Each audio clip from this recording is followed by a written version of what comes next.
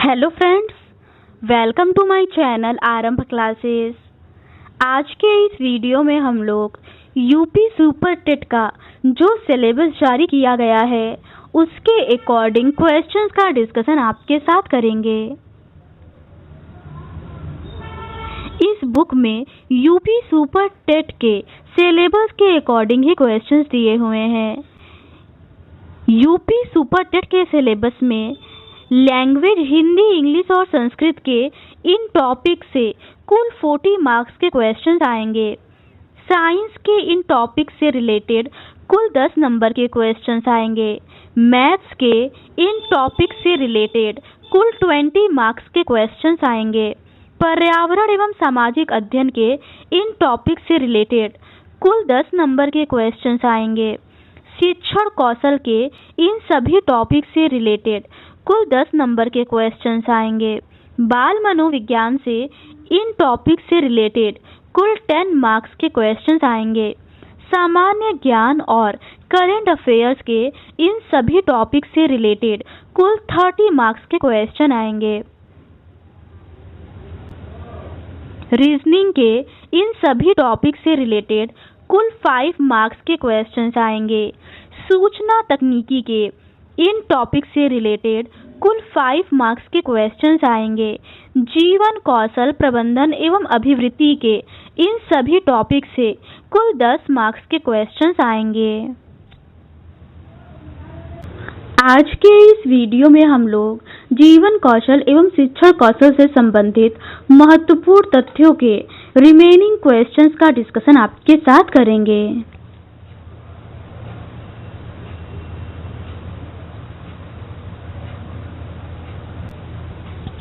Question है, राज्य के नीति निर्देशक तत्वों के अंतर्गत राज्य को अपनी नीति इस प्रकार संचालित करने का निर्देश दिया गया है कि जिससे पुरुष और स्त्री सभी नागरिकों को समान रूप से जीविका प्राप्ति के साधन, देश के भौतिक संसाधनों का स्वामित्व एवं नियंत्रण, समान कार्य हेतु स्त्री पुरुषों के लिए समान वेतन तथा बच्चों के लिए गरिमामय वातावरण में विकास संभव हो सके, यह किस अनुच्छेद से संबंधित है? इसका सही आंसर है अनुच्छेद 39। अगला प्रश्न है, एनसीईआरटी कहाँ स्थित है? इसका सही आंसर है दिल्ली में। अगला प्रश्न है, डाइट का कार्य है? इसका सही आंसर है बीटीसी प्रशिक्षण, सेवारत प्रशिक्षण, विशिष्ट बीटीसी प्रशिक्षण। अगला प्रश्न है, जिला परियोजना कार्यालय का उद्देश्य है? इसका सही आंसर है शिक्षा के सार्वभौमिकरण के लक्ष्य को पूर्ण करना, बीआरसी प्रशिक्षण, विद्यालय भवन का निर्माण। अगला प्रश्न है, दीर्घकालिक स्मृति में? इसका सही आंसर है व्यक्ति उत्तेजनाओं को अधिक समय तक याद रखता है।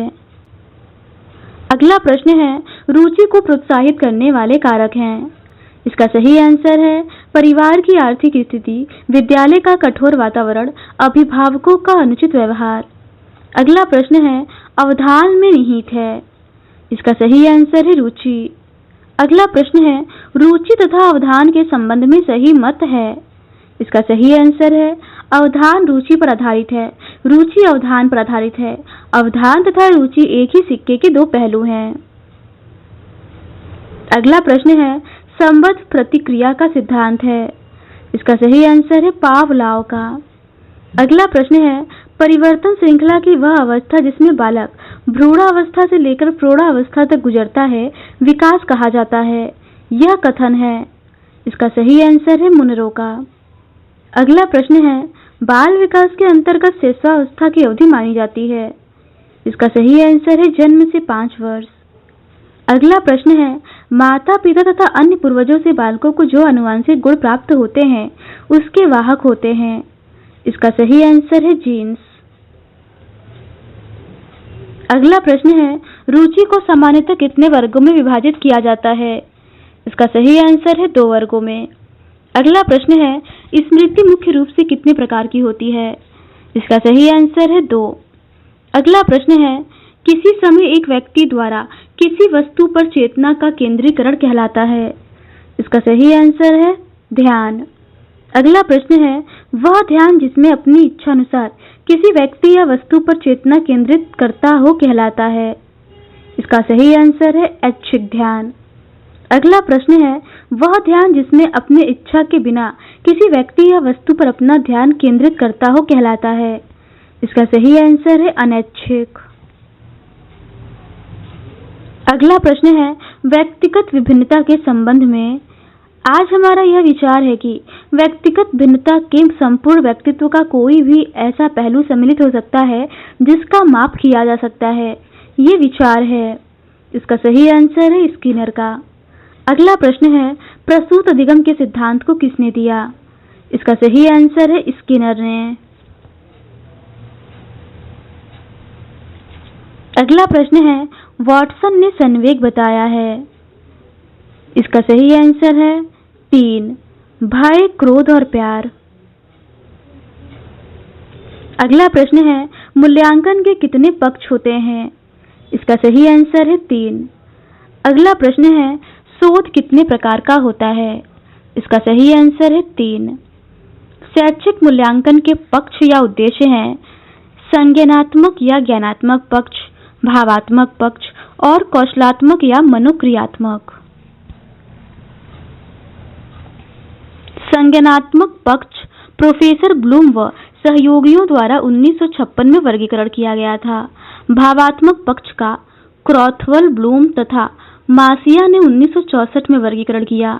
कौशलात्मक या मनोक्रियात्मक पक्ष का सिम्पसन और क्लीवर ने इस पक्ष को वर्गीकृत किया था।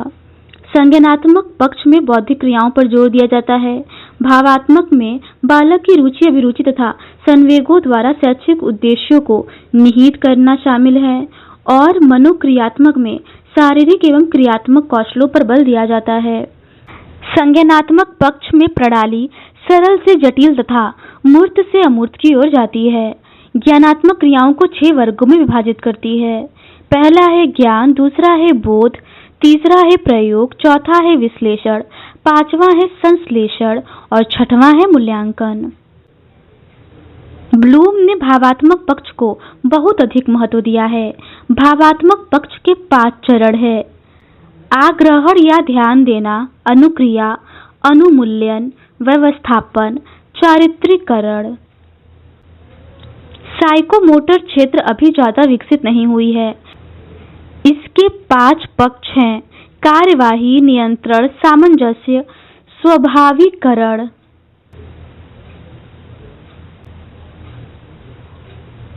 अगला प्रश्न है प्रश्न पत्र निर्माण की प्रक्रिया है। इसका सही आंसर है ब्लूप्रिंट। अगला प्रश्न है मूल्यांकन हेतु प्रश्नों के प्रकार हैं। इसका सही आंसर है वस्तुनिष्ठ प्रश्न, अति लघु उत्तरी तथा लघु उत्तरी प्रश्न, दीर्घ उत्तरी प्रश्न। अगला प्रश्न है अनुभूत समस्याओं का वैज्ञानिक पद्धति से प्राप्त समाधान है। इसका सही आंसर है क्रियात्मक शोध। अगला प्रश्न है क्रियात्मक शोध के कितने चरण हैं? इसका सही आंसर है 6। अगला प्रश्न है परिकल्पना कितने प्रकार का होता है? इसका सही आंसर है 2 प्रकार का। अगला प्रश्न है निर्देशित परिकल्पना कितने प्रकार का होता है? इसका सही आंसर है 2 प्रकार का। अगला प्रश्न है परिकल्पना का शाब्दिक अर्थ है। इसका सही आंसर है पूर्वचिंतन। अगला प्रश्न है क्रियात्मक शोध के चरण प्रदत्त विश्लेषण में कितनी स्थितियां होती हैं? इसका सही आंसर है 2। अगला प्रश्न है समस्या का प्रस्तावित उत्तर है। इसका सही आंसर है परिकल्पना। अगला प्रश्न है नवाचार क्या है? इसका सही आंसर है शिक्षा में नित्य नवीन परिवर्तन। अगला प्रश्न है क्रियात्मक शोध के अंतर्गत संपूर्ण जनसंख्या का छोटा सा भाग कहलाता है। इसका सही आंसर है न्यायादर्श या सैंपल। अगला प्रश्न है क्रियात्मक शोध का संपादन जिस समूह के ऊपर किया जाता है उसे कहते हैं। इसका सही आंसर है समष्टि। अगला प्रश्न है क्रियात्मक शोध का विकास किसने किया था? इसका सही आंसर है लेविन, रॉबिन्सन तथा कोरे ने। अगला प्रश्न है शैक्षणिक क्षेत्र में क्रियात्मक शोध का श्रेय जाता है। इसका सही आंसर है एस कोरे को। अगला प्रश्न है शून्य परिकल्पना संबंधित है। इसका सही आंसर है निर्देश रहित परिकल्पना से। अगला प्रश्न है क्रियात्मक अनुसंधान का दूसरा नाम है। इसका सही आंसर है क्रियात्मक शोध। अगला प्रश्न है मापन होता है? इसका सही आंसर है मात्रात्मक। अगला प्रश्न है मूल्यांकन होता है? इसका सही आंसर है मात्रात्मक एवं गुणात्मक दोनों। अगला प्रश्न है क्रियात्मक शोध का प्रथम चरण है? इसका सही आंसर है समस्या की पहचान। अगला प्रश्न है न्यायादर्श का संबंध है? इसका सही आंसर है क्रियात्मक शोध से। अगला प्रश्न है न्यायादर्श का शाब्दिक अर्थ है? इसका सही आंसर है सैंपल या नमूना। अगला प्रश्न है संज्ञानात्मक पक्ष में आता है? इसका सही आंसर है ज्ञान, बोध, व्यावहारिकता एवं मूल्यांकन। अगला प्रश्न है भावात्मक पक्ष का संबंध होता है? इसका सही आंसर है रुचियों से, संवेगों से और मनोवृत्तियों से। अगला प्रश्न है किसका कथन है? मूल्यांकन वह प्रक्रिया है जिसके द्वारा शिक्षक एवं छात्र यह निर्णय करते हैं कि शिक्षण लक्ष्यों को प्राप्त किया जा रहा है या नहीं। इसका सही आंसर है क्रॉनबेक का। अगला प्रश्न है जिस उद्देश्य की पूर्ति के लिए परीक्षण का निर्माण हुआ है वह उस उद्देश्य की पूर्ति करे कहलाता है? इसका सही आंसर है वैधता। अगला प्रश्न है ऐसा परीक्षण जो बार बार प्रयोग करने पर एक जैसा परिणाम देता है कहलाता है? इसका सही आंसर है विश्वसनीयता। अगला प्रश्न है परीक्षण उस स्तर के परीक्षार्थियों के अनुकूल हो और सम्मिलित सभी प्रश्नों के एक निश्चित उत्तर हो ताकि उन्हें जांचने से परीक्षक की भावना, विचार, पसंद नापसंद का कोई प्रभाव न पड़े कहलाता है? इसका सही आंसर है वस्तुनिष्ठता। अगला प्रश्न है उत्तम परीक्षण की विशेषताएं हैं? इसका सही आंसर है वैधता, विश्वसनीयता और व्यावहारिकता। अगला प्रश्न है जब कोई व्यक्ति परंपरागत तौर तरीके से हटकर नए ढंग से कार्य करता है तो वह कहलाता है? इसका सही आंसर है नवाचार।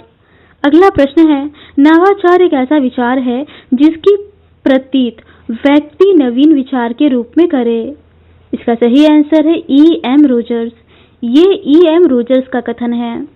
अगला प्रश्न है मौखिक परीक्षण किसने प्रारंभ किया? इसका सही आंसर है ग्लेडाइट्स ने। अगला प्रश्न है किसने मौखिक परीक्षा को महत्वपूर्ण स्थान दिया? इसका सही आंसर है सुकरात ने। अगला प्रश्न है मिचॉल स्कीवेन ने सन 1967 में भूमिका पर चर्चा करते हुए इसे दो भागों में विभाजित किया है। ये दो भाग हैं। इसका सही आंसर है संरचनात्मक और योगात्मक मूल्यांकन। अगला प्रश्न है मूल्यांकन का उद्देश्य है? इसका सही आंसर है छात्रों की समस्याओं का ज्ञान, समस्याओं का निराकरण करना, शिक्षक द्वारा शिक्षण कार्य में सुधार।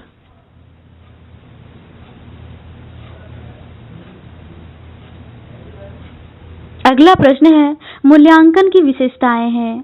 इसका सही आंसर है सतत चलने वाली प्रक्रिया है, गुणों का मापन होता है, शिक्षण प्रक्रिया गतिशील बनती है। अगला प्रश्न है ब्लूम के अनुसार शैक्षिक उद्देश्य का क्रम है? इसका सही आंसर है ज्ञान एवं बोध, अनुप्रयोग, कौशल। अगला प्रश्न है किसका कथन है? प्रत्येक वस्तु जो जरा भी सत्ता रखती है किसी न किसी परिणाम में सत्ता रखती है, मापने योग्य है। इसका सही आंसर है थार्नडाइक। यह थार्नडाइक का कथन है। अगला प्रश्न है मापक मूल रूप से एक भाग के रूप में उस प्रक्रिया से संबंधित है जिसके द्वारा शिक्षक एक छात्र की किसी विशेषता को एक, कम या अन्य संख्यात्मक मूल्य प्रदान करता है। इसका सही आंसर है मैरिसन। अगला प्रश्न है मूल्यांकन प्रक्रिया के 3 महत्वपूर्ण बिंदु हैं। इसका सही आंसर है शिक्षण उद्देश्य, सीखने से उत्पन्न अनुभव और व्यवहार परिवर्तन।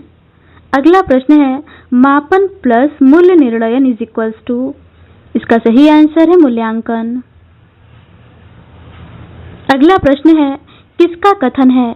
मापन मूल्यांकन का वह भाग है जो प्रतिशत, मात्रा, अंक, मध्याह्न एवं औसत के रूप में व्यक्त किया जाता है। इसका सही आंसर है वास्ले का। अगला प्रश्न है परिषदीय विद्यालयों में प्रथम सत्र परीक्षा कब होता है? इसका सही आंसर है अगस्त में। अगला प्रश्न है द्वितीय सत्र परीक्षा परिषदीय विद्यालयों में कब निर्धारित किया गया है? इसका सही आंसर है दिसंबर में। अगला प्रश्न है निदान शब्द का प्रयोग किसके लिए किया जाता है? इसका सही आंसर है मापन। अगला प्रश्न है शैक्षिक नवाचार के अंतर्गत आते हैं। इसका सही आंसर है शिक्षण अधिगम मूल्यांकन विद्यालय प्रबंधन। अगला प्रश्न है, प्रायोगिक मूल्यांकन होता है। इसका सही आंसर है विज्ञान, भूगोल व कृषि में। अगला प्रश्न है, छात्रों के प्रारंभिक ज्ञान का मूल्यांकन किया जाता है। इसका सही आंसर है दक्षता मूल्यांकन में। अगला प्रश्न है, छात्रों की त्रुटियों का ज्ञान होने पर उन्हें दूर करने के लिए किया जाने वाला शिक्षण कहलाता है। इसका सही आंसर है उपचारात्मक शिक्षण। अगला प्रश्न है, कार्य क्षेत्र से संबंधित समस्या के कारणों को जानने व समाधान हेतु किया जाने वाला शोध कहलाता है। इसका सही आंसर है क्रियात्मक शोध। अगला प्रश्न है, शिक्षण की त्रिमुखी प्रक्रिया के 3 बिंदु हैं। इसका सही आंसर है शिक्षक, शिक्षार्थी और पाठ्यक्रम। अगला प्रश्न है, शिक्षण में कितने तत्वों का होना आवश्यक है। इसका सही आंसर है 3। अगला प्रश्न है, संप्रेषण के कितने घटक हैं। इसका सही आंसर है 3। अगला प्रश्न है, प्रेषक, संदेश तथा ग्राही घटक हैं। इसका सही आंसर है संप्रेषण के। अगला प्रश्न है, कथन है, शिक्षण सूत्र पथ प्रदर्शन करते हैं जिसमें सिद्धांत से व्यवहार में सहायता के लिए अपेक्षा की जाती है। ये कथन रेमेंड का है। अगला प्रश्न है, शिक्षण अधिगम के सिद्धांत है। इसका सही आंसर है सरल से कठिन, ज्ञात से अज्ञात तथा स्थूल से सूक्ष्म की ओर। अगला प्रश्न है, उपचारात्मक शिक्षण के लाभ हैं। इसका सही आंसर है छात्रों की दुर्बलताओं व कठिनाइयों का पता चल जाता है, छात्रों का पथ प्रदर्शन होता है और कठिनाइयों का निराकरण होता है। अगला प्रश्न है, शिक्षण अधिगम के सिद्धांत हैं। इसका सही आंसर है करके सीखने का सिद्धांत, प्रेरणा का सिद्धांत और रुचि का सिद्धांत। अगला प्रश्न है, शिक्षण प्रविधियां हैं। इसका सही आंसर है प्रश्नोत्तर प्रविधि, विवरण प्रविधि और वर्णन प्रविधि। अगला प्रश्न है, शिक्षण की नवीन विधियां हैं। इसका सही आंसर है बाल केंद्रित शिक्षण, गतिविधि आधारित शिक्षण। अगला प्रश्न है, अधिगम अनुभव मुख्यतः कितने प्रकार हैं। इसका सही आंसर है 3 प्रकार, ज्ञानात्मक, भावात्मक और क्रियात्मक। अगला प्रश्न है, गतिविधि कितने प्रकार की होती है। इसका सही आंसर है 3 प्रकार की। अगला प्रश्न है, गतिविधियों के श्रेणीकरण हैं। इसका सही आंसर है शारीरिक, मानसिक, शारीरिक व मानसिक। अगला प्रश्न है, भाषा की दक्षताएं हैं। इसका सही आंसर है सुनना, बोलना और लिखना। अगला प्रश्न है, सहगामी शिक्षण का उद्देश्य है। इसका सही आंसर है शिक्षक एवं छात्रों को क्रियाशील करना, छात्रों को शारीरिक एवं मानसिक रूप से क्रियाशील करना, स्थायी ज्ञान प्रदान करना। अगला प्रश्न है, बाल केंद्रित शिक्षण का उद्देश्य है। इसका सही आंसर है स्वयं करके सीखने पर बल, अधिगम प्रभावी बनाना, शारीरिक दंड को हटाना। अगला प्रश्न है, थार्नडाइक का सिद्धांत है। इसका सही आंसर है प्रयत्न तथा त्रुटि का सिद्धांत। अगला प्रश्न है, थार्नडाइक ने अपना प्रयोग किया था। इसका सही आंसर है बिल्ली पर। अगला प्रश्न है, प्रोजेक्ट पद्धति के जन्मदाता हैं। इसका सही आंसर है किलपैट्रिक। अगला प्रश्न है, डाल्टन पद्धति के जन्मदाता हैं। इसका सही आंसर है पार्कहर्स्ट। अगला प्रश्न है, शैक्षणिक क्रियाओं के संचालन का एक विशिष्ट अंग है। इसका सही आंसर है शिक्षण प्रविधियां। अगला प्रश्न है, किसका कथन है, बालक प्रश्न पूछने के बजाय प्रश्न पूछे जाने से अधिक सीखता है। इसका सही आंसर है रूसो। ये रूसो का कथन है। अगला प्रश्न है, पावलोव ने अपना प्रयोग किया था। इसका सही आंसर है कुत्ते पर। अगला प्रश्न है, किस शिक्षण सूत्र के द्वारा वस्तु या संदर्भ की जानकारी सूक्ष्मता की ओर दी जाती है। इसका सही आंसर है स्थूल से सूक्ष्म की ओर। अगला प्रश्न है, दूरस्थ वस्तुओं के विषय में विचारना कहलाता है। इसका सही आंसर है कल्पना। अगला प्रश्न है, यदि एक व्यक्ति दूसरे व्यक्ति को सूचना या जानकारी देता है और दूसरा व्यक्ति उसे समझ लेता है तो वह कहलाता है। इसका सही आंसर है संप्रेषण। अगला प्रश्न है, टीएलएम का पूरा नाम है। इसका सही आंसर है टीचिंग लर्निंग मटेरियल। अगला प्रश्न है, किस शिक्षण सूत्र में पहले तथ्य या विषय वस्तु की पूर्ण जानकारी अल्प रूप में दे दी जाती है, फिर उसे एक एक अंश की जानकारी दी जाती है। इसका सही आंसर है पूर्ण से अंश की ओर। अगला प्रश्न है, पर्यटन कितने प्रकार का होता है? इसका सही आंसर है 3 प्रकार का।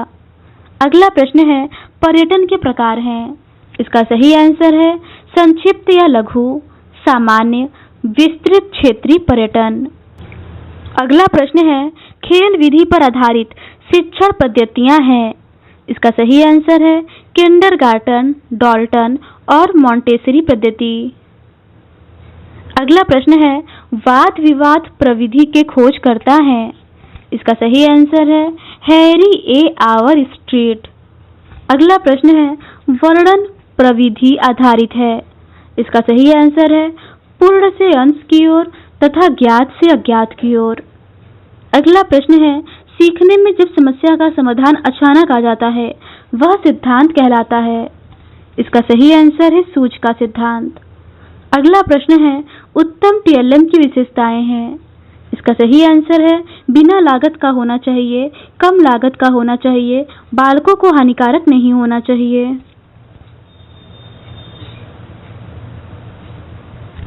अगला प्रश्न है, सीखने में सहज संबंध को बताया है। इसका सही आंसर है पावलोव ने।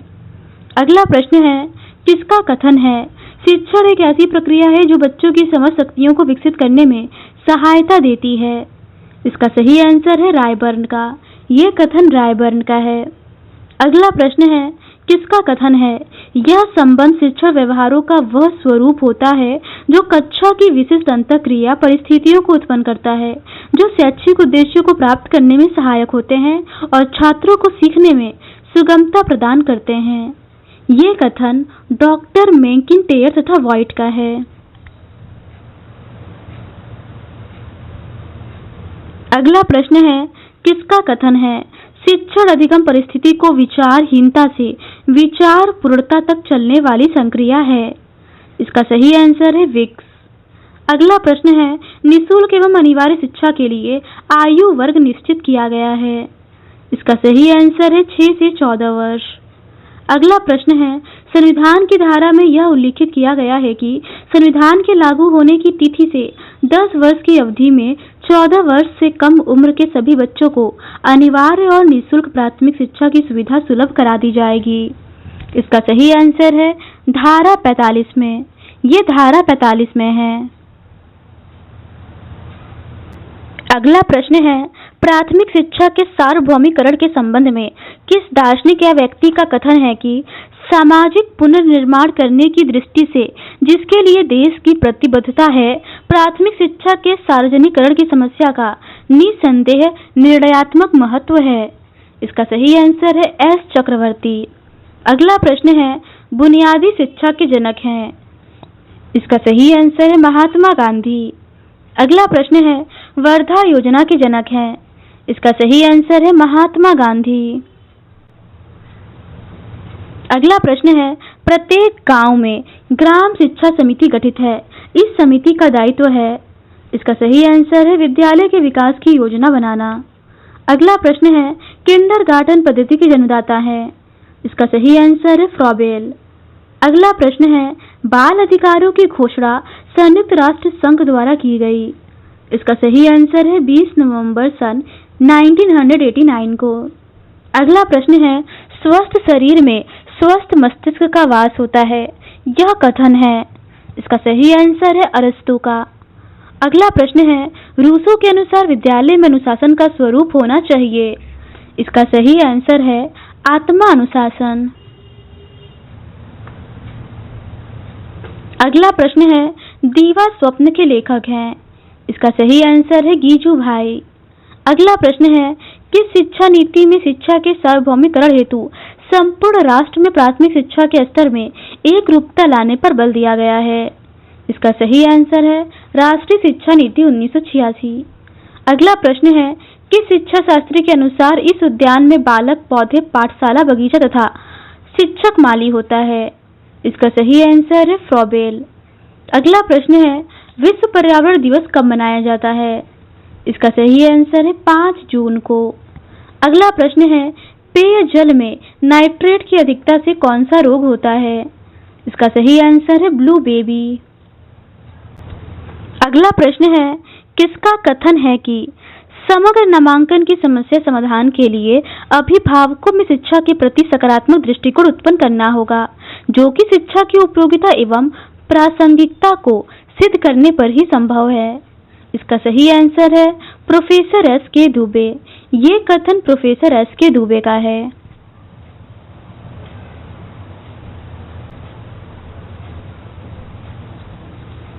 तो आज के इस वीडियो में बस इतना ही। बाकी के रिमेनिंग क्वेश्चंस का डिस्कशन हम लोग इस सीरीज के नेक्स्ट पार्ट में करेंगे। अगर आपको ये सीरीज पसंद आती है तो please do subscribe to my channel and like this video. Thank you.